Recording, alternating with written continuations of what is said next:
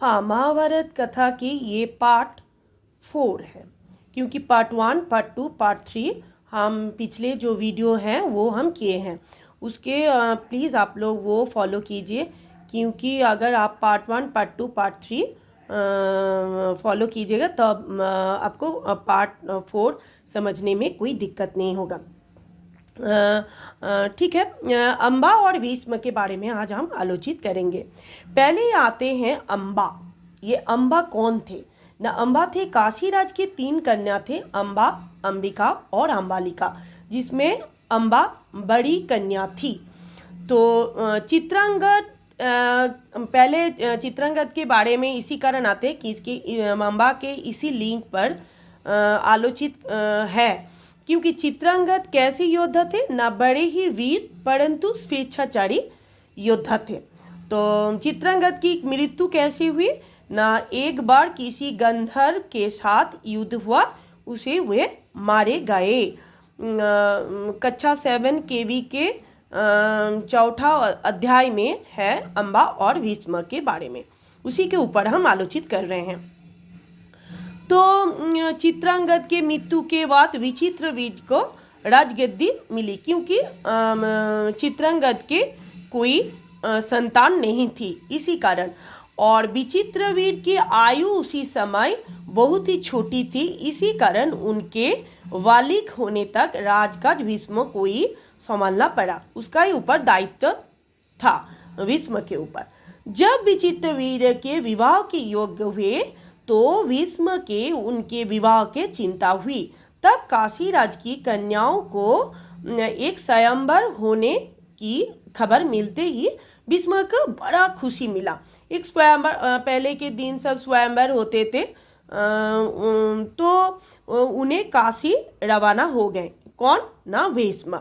तो वहाँ पर देखा कि जब भीष्म वहाँ पर गए तब राजाओं ने, देश विदेशों से बहुत राजा आए थे, तब उन्होंने उसको देखकर ये समझने लगा ये तो ब्रह्मचारी का प्रतिज्ञा किए थे, ये यहाँ पर क्यों आए?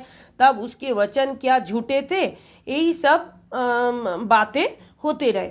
तब उन्होंने क्या किया, सब राजाओं को पराजित करके तीनों कन्याओं को रथ पर बैठाकर हस्तिनापुर ले आए, बलपूर्वक, एकदम बलपूर्वक ले आए। लेकिन अम्बा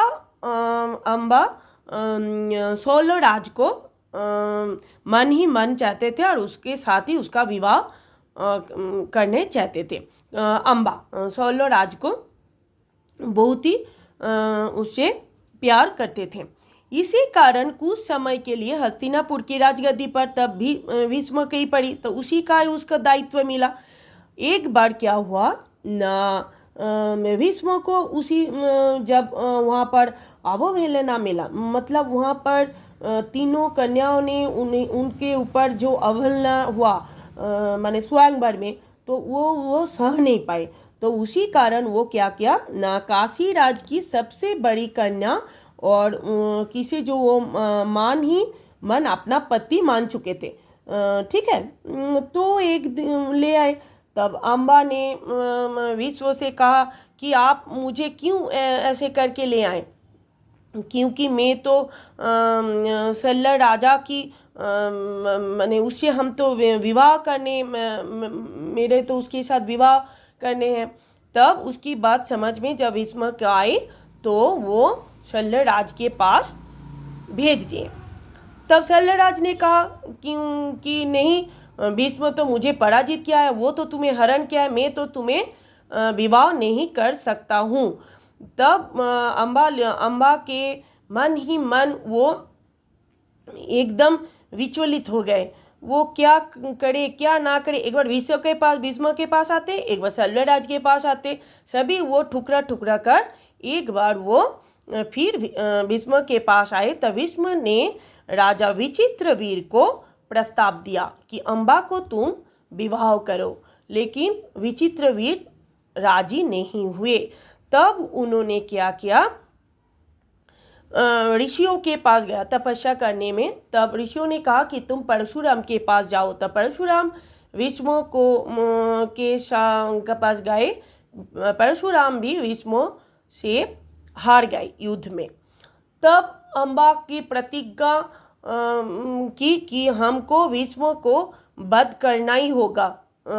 तब उन्होंने पुरुष नारी छोड़कर पुरुष के रूप में हुआ। जब क्या हुआ ना, उसका शिखंडी रूप लिया, जो पुरुष बन गया तो उसका नाम लिया शिखंडी। ठीक है, यही आज तक है। उसके बाद हम नेक्स्ट एपिसोड में बताएंगे कि बाद में शिखंडी का क्या हुआ, भीष्म का क्या हुआ। नेक्स्ट वीडियो प्लीज़ आप फॉलो कीजिए।